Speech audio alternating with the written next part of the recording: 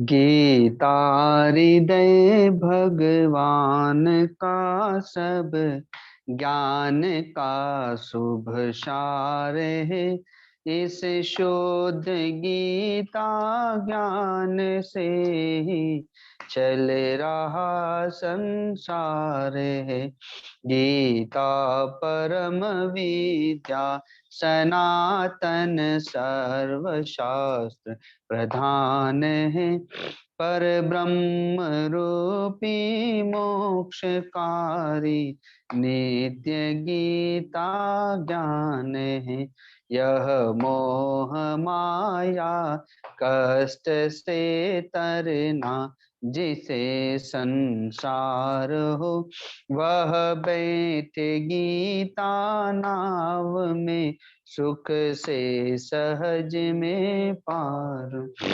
संसार के सब ज्ञान का यह ज्ञानमय भंडार। श्रुति उपनिषद वेदांत ग्रंथों का परम शुभ सार है। गाते जहाँ जन नित्य हरि गीता निरंतर नेम से, रहते वहीं सुख कंद नटवर नंद नंदन। गाते जहाँ जन गीत गीता प्रेम से धर ध्यान है। तीरथ वहीं भव के सभी शुभ शुद्ध और महा धरते हुए जो ध्यान गीता ज्ञान का तन छोड़ते, लेने उन्हें माधव मुरारी आप ही उठ दौड़ते। सुनते सुनाते नित्य जो लाते, इसे व्यवहार में पाते परम पद ठोकरे खाते नहीं संसार में। पाते परम पद ठोकरे खाते नहीं। हरि ओम तत्सत। हरि ओम तत्सत। गीता जी का 7वां अध्याय निकाल लेंगे।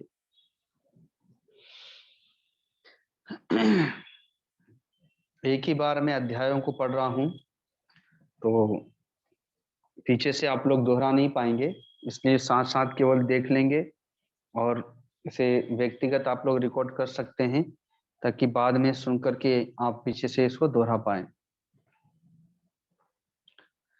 ओम श्री परमात्मने नमः। अथ सप्तमोऽध्यायः। श्री भगवानुवाच।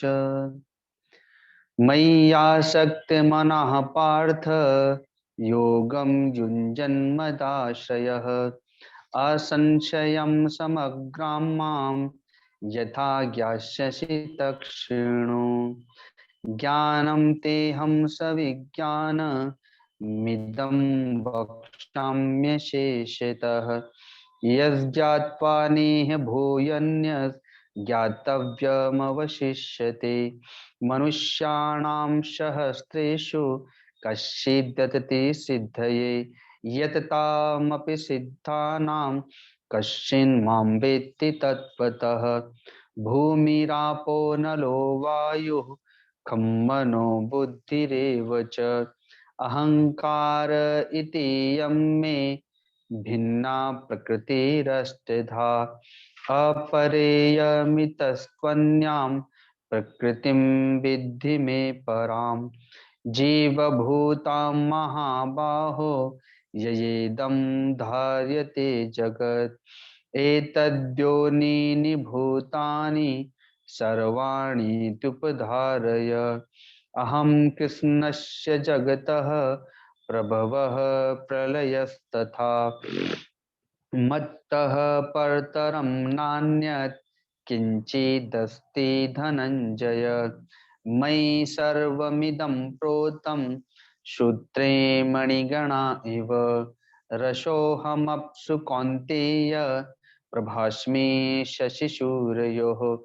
प्रणवः सर्ववेदेषु शब्दः खे पौरुषं नृषु।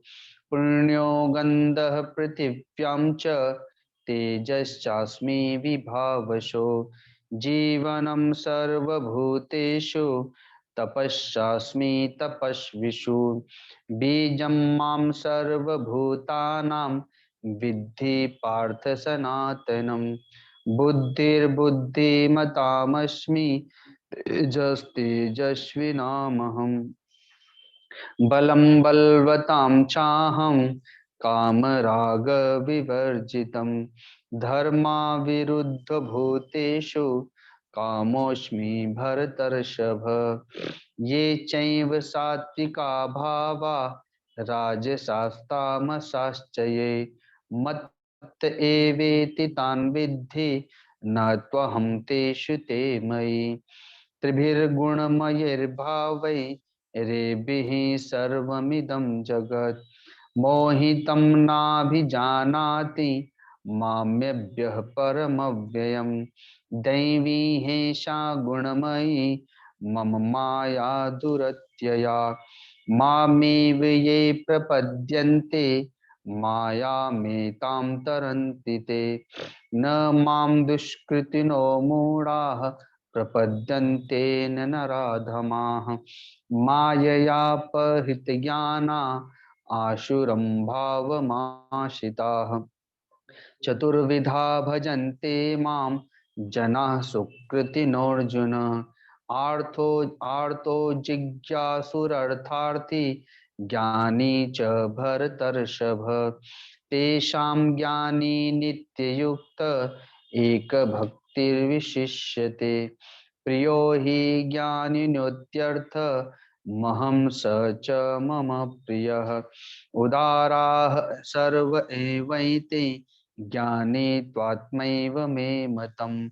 आस्थितः स हि युक्तात्मा मामेवानुत्तमां गतिम्। बहूनां जन्मनामन्ते ज्ञानवान् मां प्रपद्यते। वासुदेवः सर्वमिति स महात्मा सुदुर्लभः। कामैस्तैस्तैरहितज्ञानाः प्रपद्यन्तेऽन्यदेवताः। तं तं नियममास्थाय प्रकृत्या नियताः स्वया। यो यो यां तनुं भक्तः श्रद्धयार्चितुमिच्छति तस्य तस्याचलां श्रद्धां तामेव विदधाम्यहम्। सतया श्रद्धया युक्तस्तस्याराधनमीहते। लभते च ततः कामान् मय्येव विहितान् हितान्। अन्तवत्तु फलं तेषां तद्भवत्यल्पमेधसां। देवान् देवयजो यान्ति मद्भक्ता यान्ति मामपि। अव्यक्तं व्यक्तिमापन्नं मन्यन्ते माम बुद्धयः। परं भावमजानन्तो ममाव्ययमनुत्तमम्। नाहं प्रकाशः सर्वस्य योगमाया समावृतः। मूढ़ोऽयं नाभिजानाति लोको मामजमव्ययम्। वेदाहं समतीतानि वर्तमानानि चार्जुन। भविष्याणि च भूतानि माम तु वेद न कश्चन। इच्छाद्वेषसमुत्थेन द्वन्द्वमोहेन भारत। सर्वभूतानि सम्मोहं सर्गे यान्ति परन्तप। येषां त्वन्तगतं पापं जनानां पुण्यकर्मणां ते द्वन्द्वमोहनिर्मुक्ता भजन्ते मां दृढव्रताः। जरामरणमोक्षाय मामाश्रित्य यतन्ति ये ते ब्रह्म तद्विदुः कृत्स्न मध्यात्मं कर्म चाखिलं साधिभूताधिदैवं मां साधियज्ञं च ये विदुः प्रयाणकालेऽपि च मां ते विदुर्युक्तचेतसः। हरिः ओम तत्सृति श्रीमद्भगवद्गीतासु उपनिषत्सु ब्रह्म विद्यायां योगशास्त्रे श्री कृष्णार्जुन संवादे ज्ञान विज्ञान योगो नाम सप्तमोऽध्यायः। हरिः ओम तत्सत्। हरिः ओम तत्सत्। हरिः ओम तत्सत्।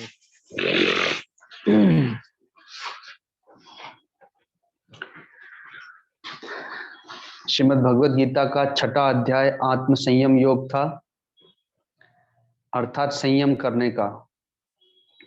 शरीर का संयम, इंद्रियों का संयम, वाणी का संयम, मन का संयम, बुद्धि का संयम, अपने आचार विचार व्यवहार का संयम, अपने खान पान का संयम, नींद पर संयम। जब शरीर पर संयम होगा तभी इंद्रियों पर संयम कर पाएंगे, जब इंद्रियां संयमित होंगी तभी मन पर संयम कर पाएंगे, और जब मन पर संयम हो जाएगा तो फिर बुद्धि पर संयम होगा। तो भगवान ने आत्म संयम योग दिया कि ध्यान में प्रवेश पाना है तो संयम करना पड़ेगा।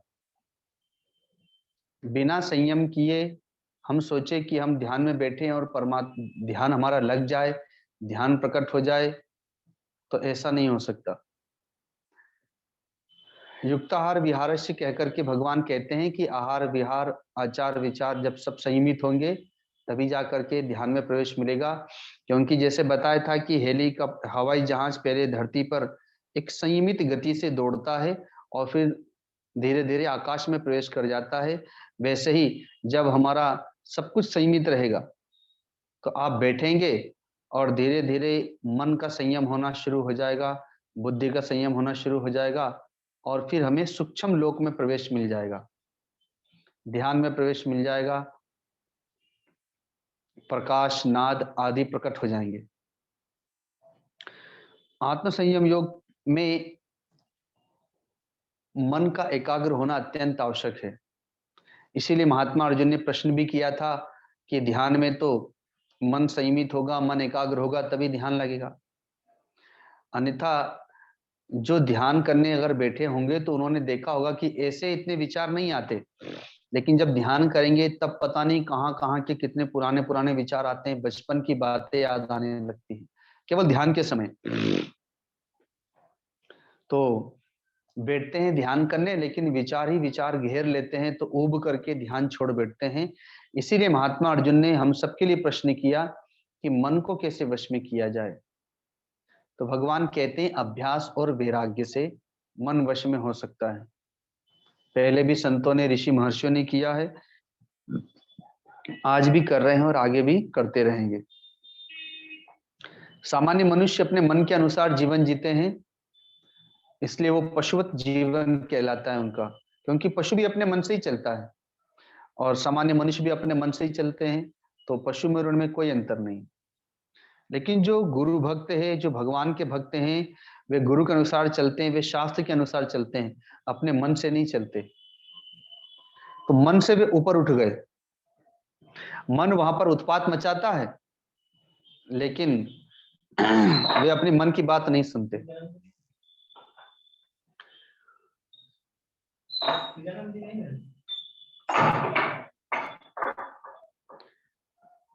वे अपने मन की बात नहीं सुनते हैं, वे अपने मन को मानो समर्पित कर देते हैं, मन की भावनाओं को समर्पित कर देते हैं। गेट को लॉक कर लिया करें कल से, ठीक है, ताकि रोज डिस्टर्ब करने कोई ना कोई आता है।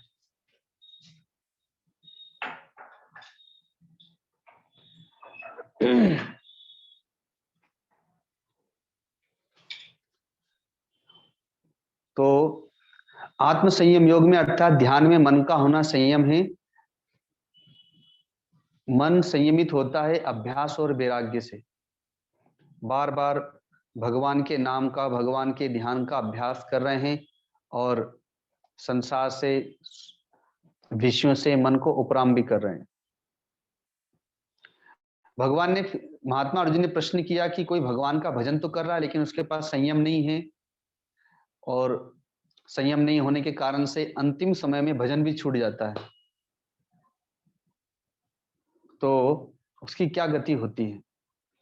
तो भगवान कहते हैं कि उसकी दुर्गति तो नहीं होती, क्योंकि उसने जीवन भर भगवान का भजन किया है लेकिन संयम नहीं किया, तो अंतकाल में या शरीर में रोग हो गया, या वृद्धावस्था के कारण से भजन छूट गया, या संयम नहीं था इसलिए अंतकाल में विश्व में रमण करने लगा, तो जीवन भर जो उसने भजन किया है वो व्यर्थ नहीं जाएगा। वह भजन ही उसको अगले जन्म में श्रीमानों के घर में, अर्थात भक्तों के घर में जन्म दिलाएगा, या वही सत्कर्म, वही भजन उसे अगले जन्म में ज्ञानवान योगियों के कुल में जन्म दिला देगा, जहां वह अगले जन्म में जाकर और पुनः अपने पूर्व संस्कारों को, भजन को प्राप्त कर लेगा और फिर आगे की गति को प्राप्त हो जाएगा। अब 7वां अध्याय महात्मा अर्जुन के बिना प्रश्न से प्रारंभ होता है। भगवान स्वयं ही अपनी बात कहना प्रारंभ कर देते हैं। महात्मा अर्जुन के दिव्य समर्पण को देखते हुए, क्योंकि इतना बता देने के बाद भी वे अभी मौन हैं, युद्ध के लिए तैयार नहीं हुए, तो भगवान कहते हैं कि हे अर्जुन, जो अनन्य प्रेम से मुझ में आसक्त चित्ते हैं, एक तो प्रेम है और एक अनन्य प्रेम है। प्रेम जीव जीव से मोह करता है, प्रेम नहीं करता। प्रेम तो परमात्मा से करता है, प्रेम तो अपने आप से करता है, लेकिन दूसरों से मोह करता है। तो एक तो प्रेम है, लेकिन उस प्रेम में भी अनन्य प्रेम है, परम प्रेम है। तो अनन्य प्रेम से मुझ में आसक्त चित्त, अर्थात जिस प्रकार से अज्ञानी अपने स्वजनों में आसक्त चित्त वाला है, विषयों में, संसार में आसक्त चित्त वाला है, वैसे ही भगवान कहते हैं कि जो मुझ में अनन्य प्रेम के साथ में आसक्त चित्त वाला हो गया है, अर्थात मुझ में ही अपना चित्त दे बैठा है और अनन्य भाव से मेरे परायण हैं। केवल भाव से मेरे परायण नहीं है, परायण का मतलब होता है मेरे आश्रित होना। तो केवल भाव से मेरे आश्रित नहीं, अनन्य भाव से मेरे आश्रित है, परम भाव से मेरे आश्रित है। और जो मुझ में मेरी प्राप्ति के योग में लगा हुआ है, अर्थात अनन्य प्रेम से, अनन्य भाव से मुझ में आसक्त चित्त मेरे आश्रित होकर के मुझे प्राप्त करने के लिए प्रयत्नशील है, चाहे ध्यान योग से, चाहे कर्म योग से, चाहे ज्ञान योग से, चाहे भक्ति योग से, तो वह मुझे संपूर्ण बल, ऐश्वर्य, शक्ति, विभूति, अर्थात भगवान की जो षडेश्वरी गुण हैं, भगवान ऐश्वर्यवान है, भगवान शक्तिमान है, भगवान बलवान है, भगवान रूपवान है, भगवान ऐश्वर्यवान है, ये भगवान की विभूतियां हैं, शक्तियां हैं, गुण है भगवान की। तो मुझे इस रूपों वाला, सर्वशक्ति सामर्थ्य वाला और सबके आत्म रूप वाला मुझे संशय रहित जानेगा कि मैं सर्वव्याप्त भी हूं, सृष्टि का सृजन पालन संहार करने वाला भी हूं, लेकिन फिर भी सबके हृदय में अंतर्यामी रूप से व्याप्त हूं। इस बात को वो अच्छी प्रकार से जान जाएगा बिना संशय के, उसके मन में अब कोई संशय नहीं रह जाएगा। अतः इसके लिए मैंने जो तुझे तत्व ज्ञान दिया है, अब उसको विस्तार के साथ कहूंगा, अर्थात विज्ञान के साथ में कहूंगा, चिंतन के साथ में कहूंगा, जिसे जानकर संसार में और कुछ भी जानना शेष नहीं रह जाता। आप संसार में सब कुछ जानते रहिए, सब कुछ जानते रहिए, जानने का प्रयत्न करते रहिए, लेकिन अपने आप को नहीं जानते तो आपका सब कुछ जानना बेकार है। जो अपने आप को जान जाएगा उसे फिर कुछ भी जानने की आवश्यकता नहीं है, वो सब कुछ जान जाएगा। वैसे ही जो परमात्मा को जान लेगा वो सब कुछ जान जाएगा, उसे और कुछ जानने की आवश्यकता नहीं। भगवान कहते हैं कि मुझे हजारों हजारों हजारों में कोई एक मुझे प्राप्त करने के लिए चलता है। जैसे एक गांव में कोई एक भक्त होता होगा जो भगवान से भगवान को चाहता होगा। पूरा गांव भक्त होता है, कोई शिव जी का, कोई राम जी का, कोई कृष्ण जी का, कोई हनुमान जी का, कोई दुर्गा देवी का, कोई अन्य भगवान का। भजन सब करते हैं, पर कोई रोटी के लिए, कोई वस्त्र के लिए, कोई मकान के लिए, कोई पुत्र के लिए, कोई धन के लिए, कोई मित्र के लिए, कोई रोग के लिए। भगवान से भगवान को प्राप्त करने के लिए भजन करने वाला तो कोई एक ही होता होगा। तो वही बात भगवान कहते हैं, हजारों हजारों में कोई एक मुझे प्राप्त करने का प्रयत्न करता है, और उन एक चलने वालों में कुछ लोगों में से ही मैं गिनती के कुछ लोगों को प्राप्त होता हूं बस। क्योंकि कोई सिद्धि में लटक जाता है, कोई मान सम्मान ऐश्वर्य में भटक जाता है, कोई कोई बड़े बड़े मंचों पर उतर जाते हैं और जगत गुरु आदि बड़े बड़े पदों को प्राप्त करके उनमें अटक जाते हैं। क्योंकि अध्यात्म का मार्ग बहुत लंबा है। तो हम लोगों ने भी सुना है, विश्वामित्र जी शाप दे देते थे तो शक्ति चली जाती थी, दुर्वासा ऋषि शाप देते थे तो शक्ति चली जाती थी परमात्मा को प्राप्त करने के पहले। तो वैसे ही वर्तमान में भी है, कोई पुत्र में अटक जाते हैं, गृहस्थ आश्रम में, कोई पत्नी में, कोई पति में, कोई भाई में, कोई संपत्ति में, कोई मकान में, कोई अपने शरीर में, और परमात्मा को प्राप्त नहीं कर पाते। एक तो आत्म जिज्ञासु बड़े दुर्लभ है, अर्थात करोड़ों लाखों में से कोई एक होता है जो भगवान से भगवान को प्राप्त करने के लिए चलता है, और उन चलने वालों की संख्या में से भी कोई कोई मुझ तक पहुंच पाता है। चलते बहुत है, कोई मार्ग में कोई विषयी है, कोई साधक है, कोई सिद्ध है, कोई संत है, कोई परम संत है। तो उस परम संतता की अवस्था को प्राप्त करने में कई जीवन बीत जाते हैं। इसीलिए कहा गया है, जन्म जन्म मुनि जतन कराही, अंत राम कही आवत नहीं।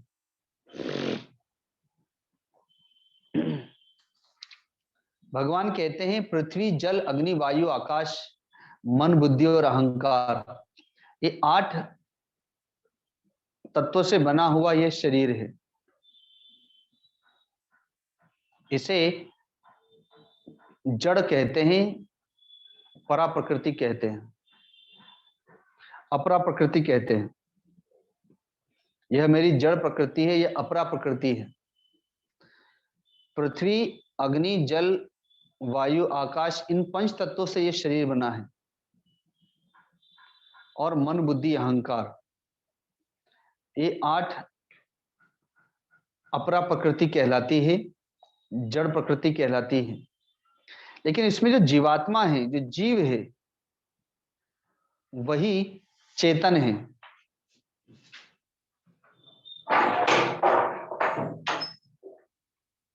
वही चेतन है, वह चेतन प्रकृति कहलाती है।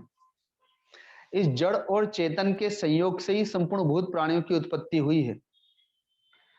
लेकिन भगवान कहते हैं कि ये जड़ प्रकृति और चेतन प्रकृति, ये दोनों मुझसे ही प्रकट होती हैं, मुझ में ही रहती हैं, मुझ में ही विलीन हो जाती हैं, दोनों का आधार में ही हूं।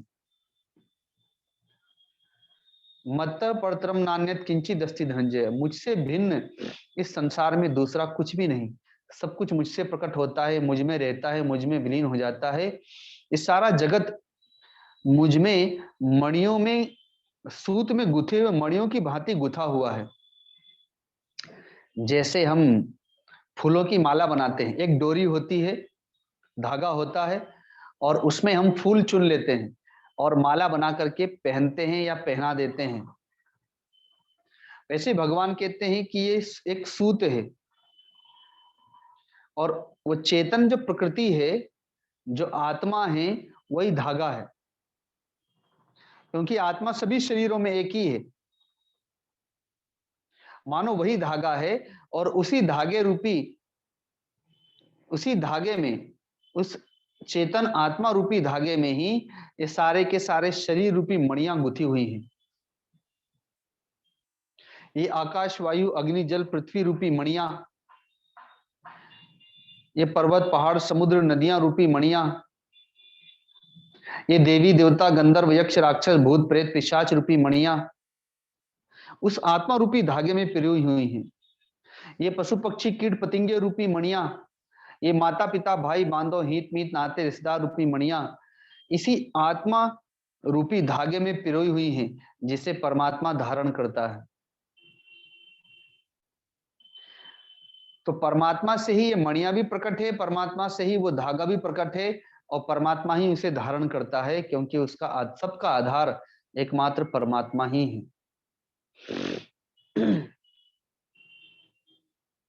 मुझसे भिन्न इस संसार में दूसरा कुछ भी नहीं।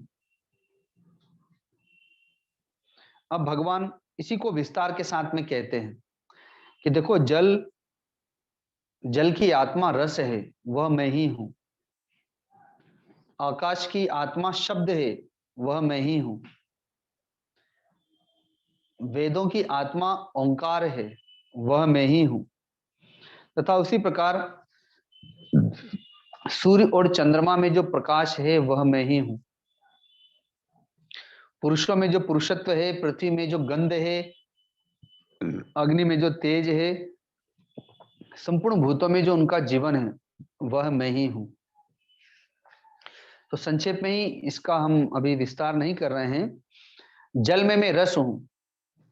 तो जल, चापाकल का जल, नल का जल, कुएं का जल, नदियों का जल, सरोवरों का जल, समुद्र का जल, ये सारे जलों की जो आत्मा है, वह रस है। तो मानो ये जितने भी जल के स्रोत हैं, वे सब एक एक मणियां हैं, और रस रूपी आत्मा रूपी धागे में ये सारे के सारे स्रोतों को पिरो करके भगवान ने धारण कर रखा है। ऐसे ही चंद्रमा और सूर्य में मैं प्रकाश हूं। तो चंद्रमा, सूर्य, ये तारे, ये जितने भी, ये सब मानो एक एक मणियां हैं, और प्रकाश रूपी धागे में भगवान ने सबको पिरो करके इस एक माला बना के धारण कर रखा है। वैसे ही संपूर्ण वेदों की आत्मा ओंकार हूं। तो 4 वेद, 6 शास्त्र, 18 पुराण, ये मानो एक एक मणियां हैं, जो ओंकार रूपी धागे में पिरो करके भगवान ने इसे धारण कर रखा है। इसी प्रकार आकाश में मैं शब्द हूं। तो एक भूताकाश है, एक चित्ताकाश है, एक चिदाकाश है, एक घटाकाश है, मठाकाश है, जितने भी आकाश है, उन सारे के सारे आकाश को शब्द रूपी धागे में पिरो करके भगवान ने धारण कर रखा है। पुरुषों में पुरुषत्व हूं। ये जितने भी पुरुष हैं, उनमें जो पुरुषत्व है, वही उसकी आत्मा है। उसी पुरुषत्व रूपी धागे में सारे पुरुषों को पिरो करके भगवान ने माला रूप में धारण कर रखा है। पृथ्वी में पवित्र गंध हूं। मिट्टी का ढेला, पत्थर, घाटी, पहाड़, पर्वत, ये जितने भी बड़े बड़े विशाल पर्वत से लेकर छोटे पत्थर तक, इन सब को भगवान ने मणि के रूप में गंध रूपी धागे में पिरो करके पहन रखा है। अग्नि में मैं तेज हूं। अग्नियां भी कई प्रकार की होती हैं। उन सारी की सारी अग्नियों को तेज रूपी धागे में भगवान ने पिरो रखा है। संपूर्ण भूतों का जीवन हूं, तपस्वियों का तप हूं, संपूर्ण भूतों का सनातन बीज भी मैं ही हूं। बुद्धिमानों की बुद्धि और तेजस्वियों का तेज हूं। बलवानों का आसक्ति और कामनाओं से रहित बल अर्थात सामर्थ्य हूं, और सब भूतों में धर्म के अनुकूल अर्थात शास्त्र के अनुकूल काम हूं। एक अनर्गल काम है और एक धर्म के अनुकूल काम है। संतानोत्पत्ति के हेतु जो धर्म के अनुकूल उस काम को स्वीकार करता है, तो उनके घर में संत प्रकट होते हैं, भक्त प्रकट होते हैं, शूरवीर प्रकट होते हैं, स्वयं परब्रह्म परमात्मा प्रकट हो जाते हैं। तो मानो वह काम काम नहीं है। भगवान कहते हैं वह काम मैं ही हूं। माँ देवकी और वसुदेव जी के उस धर्म के अनुकूल काम में भगवान श्री कृष्ण का वास है। लेकिन जो अनर्गल काम है, वह अनर्गल काम भगवान कहते वह मैं नहीं हूं। और भी जो सत्वगुण से उत्पन्न होने वाले, रजोगुण से उत्पन्न होने वाले और तमोगुण से उत्पन्न होने वाले भाव हैं, उन सबको तो मुझसे ही उत्पन्न होने वाले जान। परंतु वास्तव में वे मुझ में तो हैं पर मैं उनमें नहीं हूं। अर्थात ये जितने भी सतोगुणी भाव है, रजोगुणी भाव है और तमोगुणी भाव है, ये सब के सब मुझसे ही प्रकट होते हैं, लेकिन मैं उनके वश में नहीं हूं, वे मेरे वश में हैं। सारा अज्ञानी जन समुदाय इन तीनों गुणों के वश में है, और भगवान की यही तीन गुणोमयी वाली माया अत्यंत दुष्कर है। लेकिन जो सदा भगवान को भजता है वो इन तीनों गुणों रूपी माया को पार कर जाता है।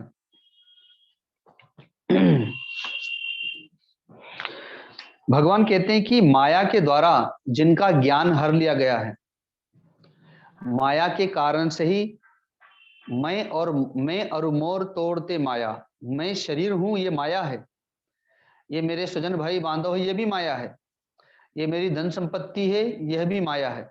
तो इस माया के द्वारा जिसका ज्ञान हर लिया गया, कौन सा ज्ञान कि मैं आत्मा हूं, यह ज्ञान जिसका हर लिया गया, तो वह अपने आप को शरीर मानने वाला आसुरी भाव वाला व्यक्ति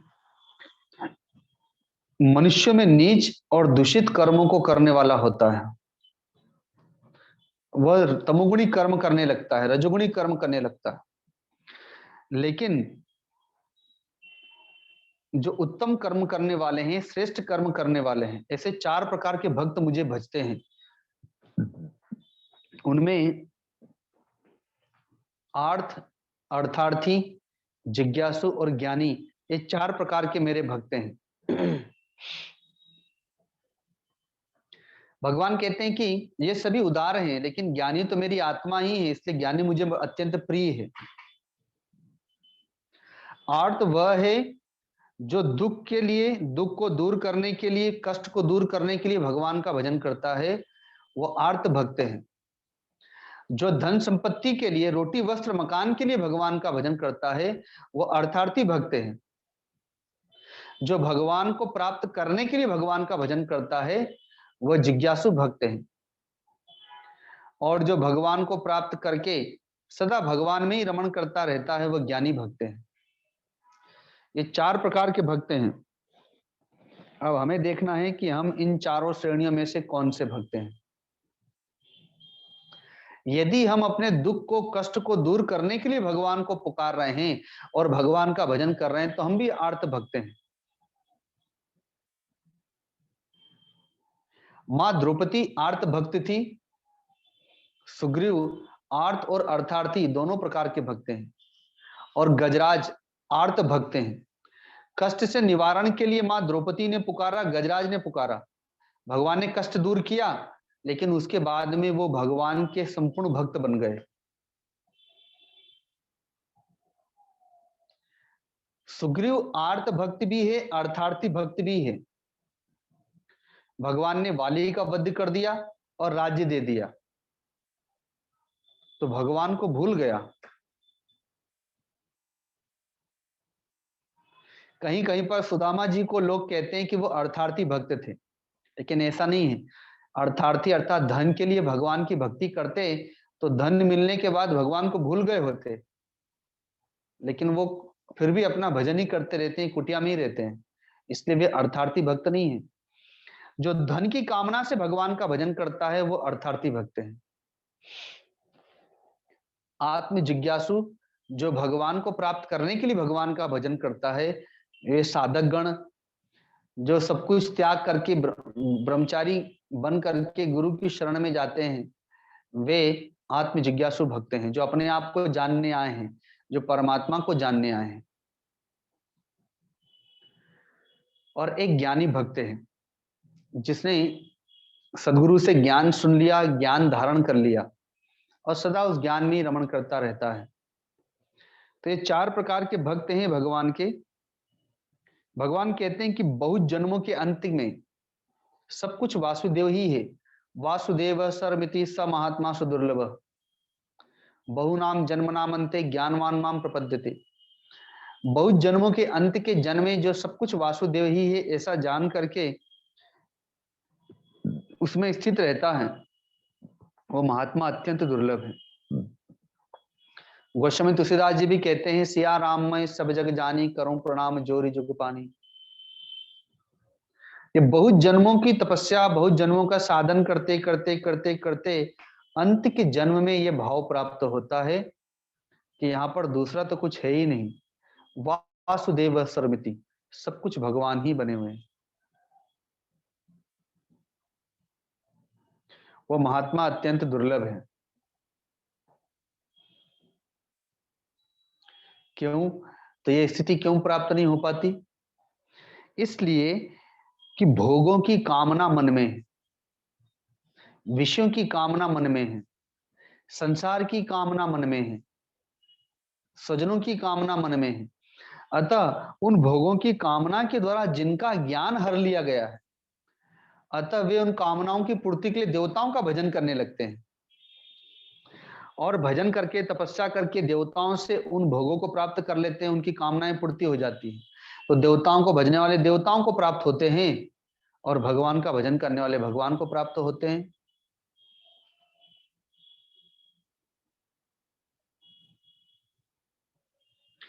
लेकिन जो देवताओं को श्रद्धा से पूजता है,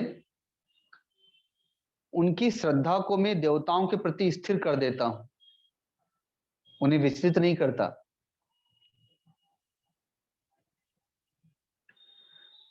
और उन देवताओं से भी जो उन्हें फल प्राप्त होता है वो तो नाशवान है, अर्थात जो उनकी कामना पूर्ति हुई, उन्हें जो विषय मिला, जो भोग मिले, जो फल मिला, वो कुछ समय के उपरांत पुण्य क्षीण होने पर वो भी समाप्त हो जाएगा।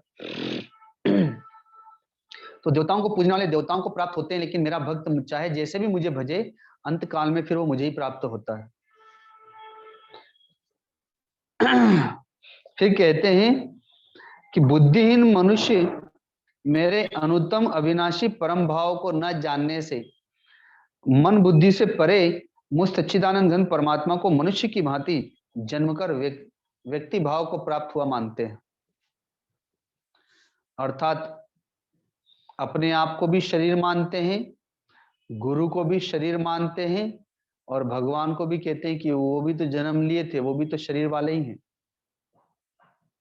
ये अज्ञानी मनुष्य हैं। भगवान राम की लीला को लीला नहीं समझते और उनमें भी कटाक्ष करते हैं, भगवान श्री कृष्ण के भी चरित्र पर कटाक्ष करते हैं।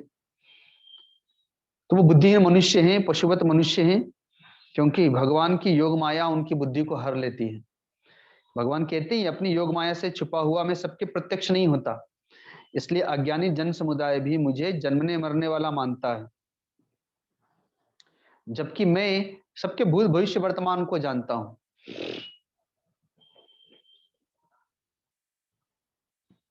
पूर्व में व्यतीत हुए, वर्तमान में स्थित तथा भविष्य में होने वाले सारे भूतों को भी मैं जानता हूं, सारे मनुष्यों को भी जानता हूं। ऐसा नहीं है कि जो अभी है मैं उनके भूत भविष्य वर्तमान को जानता हूं।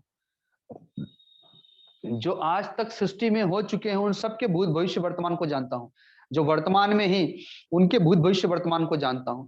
जो भविष्य में होने वाले हैं उनके भी भूत भविष्य वर्तमान को मैं जानता हूं। लेकिन मुझे कोई नहीं जानता। मुझे तो मैं जिसे जना देता हूं वही जानता हूं।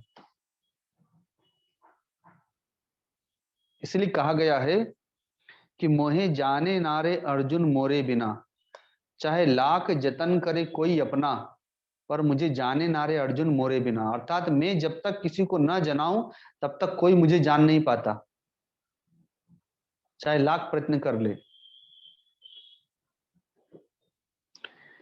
तो क्यों नहीं जान पाते? क्योंकि सबके मन में इच्छा और द्वेष है। इन द्वंद्वों से सबका चित्त हर लिया गया है। अनुकूल वस्तुओं से राग है और प्रतिकूल वस्तुओं से द्वेष है। तो इच्छा, द्वेष, सुख, दुख, मान, अपमान, जय, पराजय, लाभ, हानि, ये जितने द्वंद्व हैं उन द्वंद्वों से मनुष्य का ज्ञान हर लिया गया है। इसलिए वे सभी अज्ञता को प्राप्त हो रहे हैं, अज्ञान को प्राप्त हो रहे हैं। लेकिन जो निष्काम जीवन जीता है, जो निष्काम भक्ति करता है, जो निष्काम कर्मयोग करता है, वो करने से उसका चित्त धुल जाता है, साफ हो जाता है। इसलिए बार बार भगवान गीता जी में कहते हैं कि निष्काम कर्मयोग करो, निष्काम भक्ति करो, निष्काम जीवन जियो। क्योंकि हम जितना भी सकाम कर्म कर रहे हैं वह सब हमारे मन को मेला कर रहा है। चाहे पुत्र के लिए, पत्नी के लिए, बाल बच्चों के लिए जो भी कर्म कर रहे हैं वो सब चित्त पर मेल जमा रहा है। जब तक कोई निष्काम कर्म नहीं करेगा, निष्काम भक्ति नहीं करेगा, तब तक चित्त का मेल नहीं धुलेगा। क्योंकि निष्काम कर्म, निष्काम भक्ति, निष्काम जप तप ध्यान, निष्काम सेवा दान पुण्य, ये सब साबुन सोडे के समान है जो मन बुद्धि को धोता है। और जब चित्त साफ हो जाएगा, मन बुद्धि साफ हो जाएंगे, निर्मल हो जाएंगे, निर्विकार हो जाएंगे, पवित्र हो जाएंगे, तब वहां पर अपना स्वरूप चमकने लगेगा। इसीलिए कहते हैं कि निष्काम भाव से श्रेष्ठ कर्मों का आचरण करने वाले जिन पुरुषों का पाप नष्ट हो चुका है, वे राग द्वेष जनित द्वंद्व रूप मोह से मुक्त दृढ़ निश्चयी भक्त मुझको सब प्रकाश से भजते हैं। तथा हे अर्जुन, जो मेरे शरण होकर जरा और मरण से मुक्त होना चाहते हैं।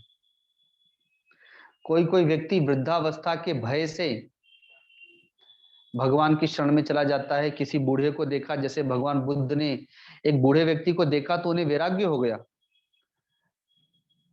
कि मुझे भी बूढ़ा होना पड़ेगा, मेरी भी वृद्धावस्था आएगी, मेरे भी बाल पकेंगे, दांत टूट जाएंगे, आंखों की रोशनी कम हो जाएगी, भोजन पचाने की क्षमता कम हो जाएगी, झुर्रियां पड़ जाएंगी शरीर में, घुटने झुक जाएंगे, कमर झुक जाएगी,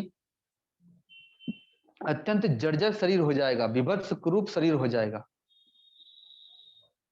तो उन्हें वैराग्य हो गया। तो जरा मरण, मरे हुए व्यक्ति को देखा तो कहा मुझे भी मरना पड़ेगा,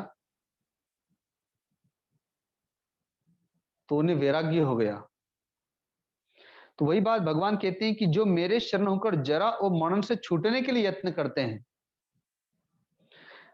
तो वे पुरुष ब्रह्म को प्राप्त कर जाते हैं।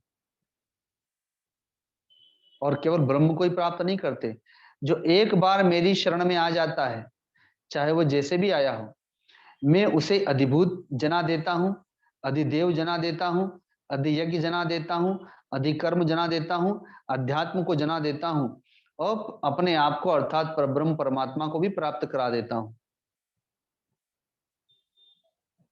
और इस प्रकार वह अंत काल में मुझे जानकर मेरे स्वरूप को ही प्राप्त कर जाते हैं। भगवान ने यहां पर ऐसा कह करके महात्मा अर्जुन के मन में एक प्रश्न छेड़ दिया, जो वे 8वें अध्याय में करेंगे कि अध्यात्म क्या है, अधिभूत क्या है, अधिदेव क्या है, अधियज्ञ क्या है। क्योंकि आपके मन में भी आ रहा होगा कि ये सब क्या है। चलता है कोई भगवान के लिए तो भगवान केवल अपने आप को ही नहीं देते उसे,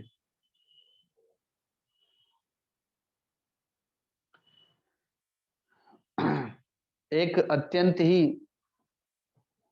वृद्ध और रोगी जिनके शरीर में टीबी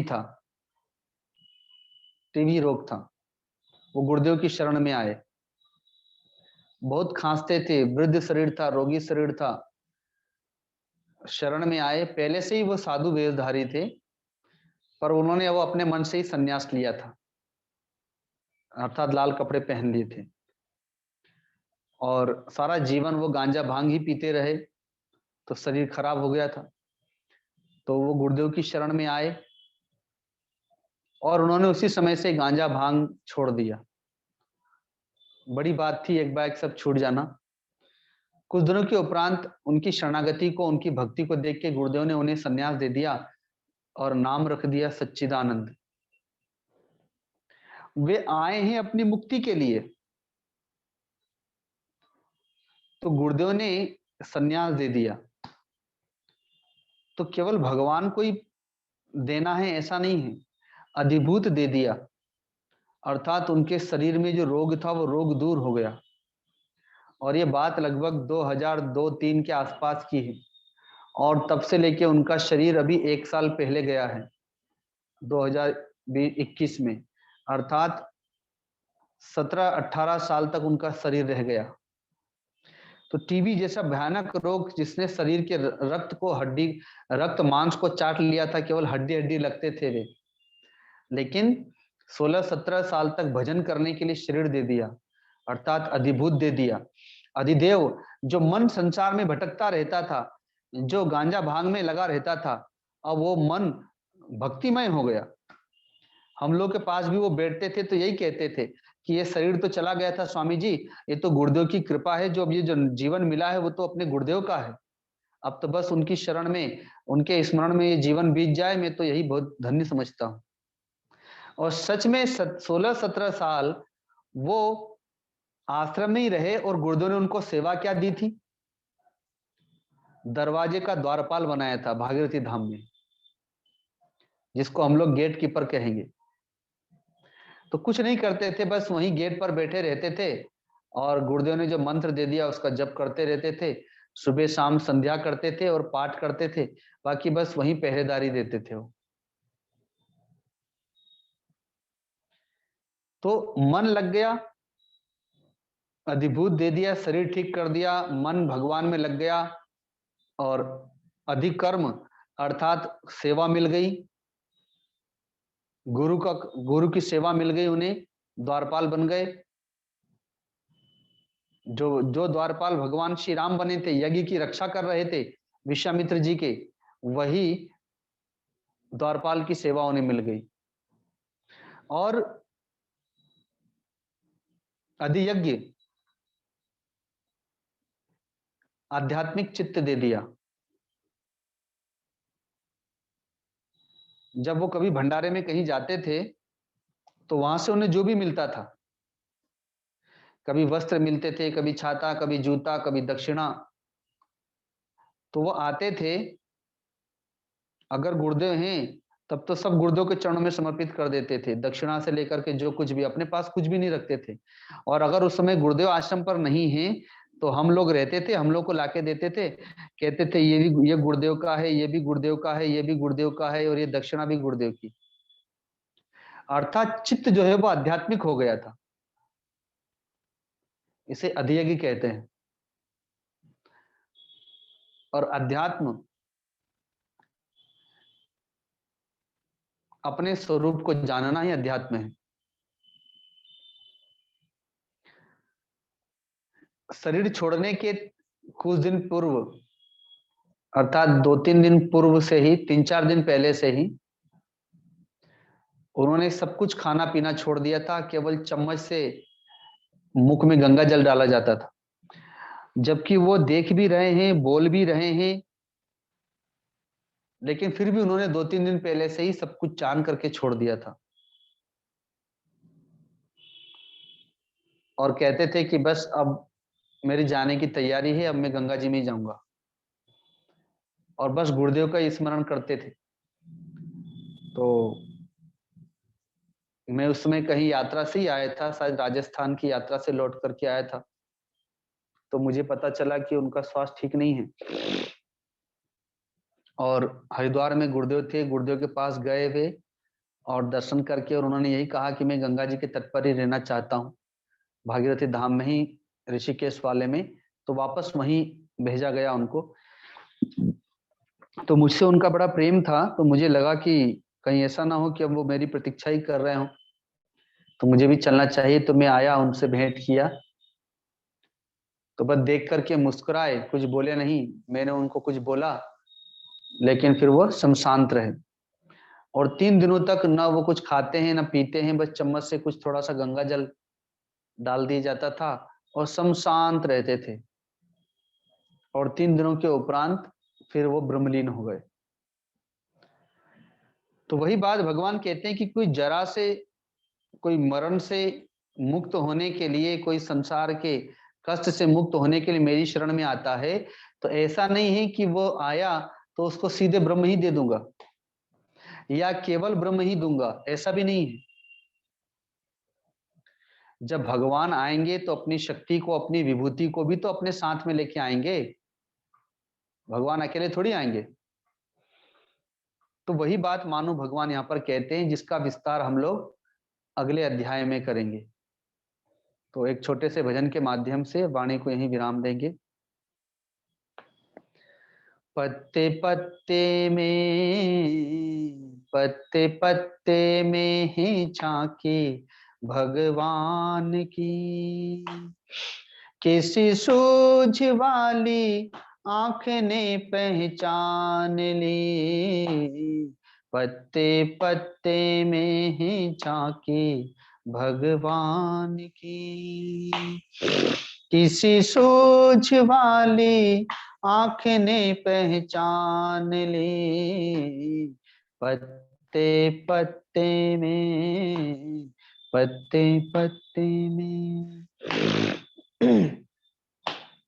नामदेव ने पकाई रोटी कुत्ते ने उठाई, नामदेव ने पकाई रोटी कुत्ते ने उठाई, पीछे घी का कटोरा लिए जा रहे, पीछे घी का कटोरा लिए जा रहे।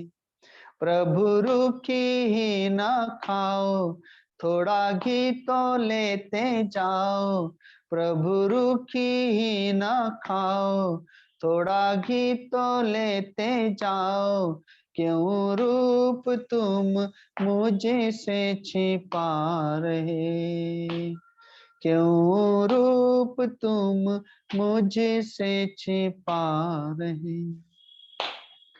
तेरा मेरा एक नूर फिर काहे को हुजूर, तेरा मेरा एक नूर फिर काहे को हुजूर, तूने शकल बनाई है श्वान की, काहे शकल बनाई है श्वान की। किसी सूझ वाली आंख ने पहचान ली, पत्ते पत्ते में झांकी भगवान की।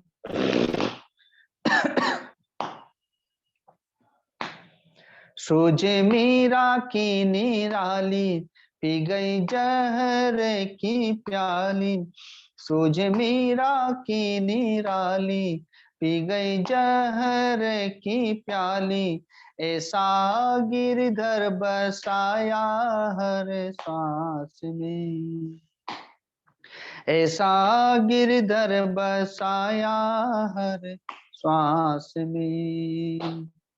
आया जब काला नाग, बोली धन्य मेरे भाग, आया जब काला नाग, बोली धन्य मेरे भाग, प्रभु आए काले नाग के लिबास में, प्रभु आए काले नाग के लिबास में।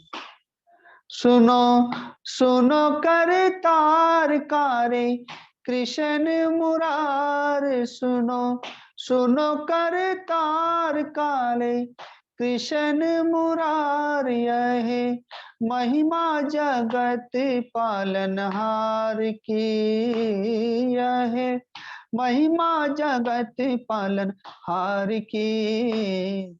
किसी सूझ वाली आंख ने पहचान ली, पत्ते पत्ते में ही झांकी भगवान की। किसी सूझ वाली आंख ने पहचान ली, किसी सूझ वाली आंख ने पहचान ली, किसी सूझ वाली आंख ने पहचान ली।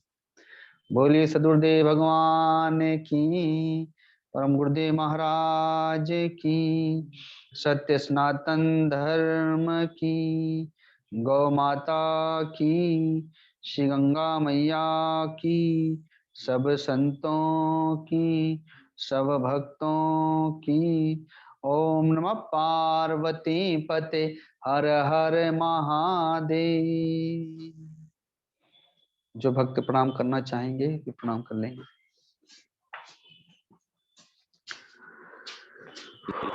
प्रणाम। प्रणाम प्रणाम बाबा, प्रणाम बाबा, प्रणाम बाबा। प्रणाम गुरुदेव। प्रणाम बाबा। बाबा प्रणाम।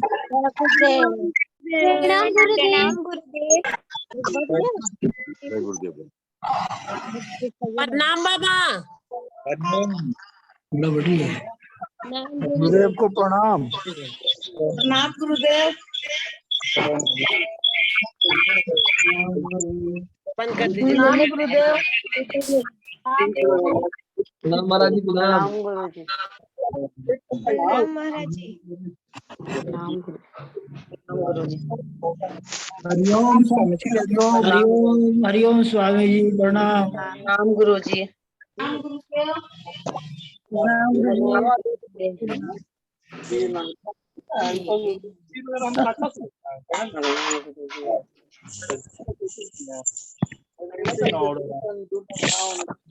प्रणाम गुरुजी।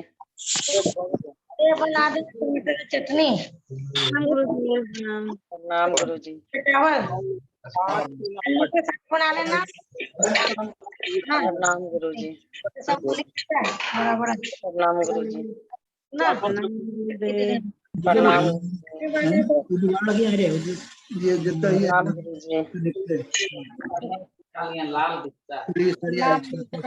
प्रणाम गुरुजी।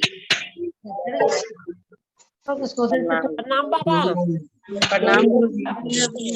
प्रणाम गुरुजी। प्रणाम गुरुजी। आइए सबका जयकारा लगाएंगे। बोलिए सतगुरुदेव भगवान की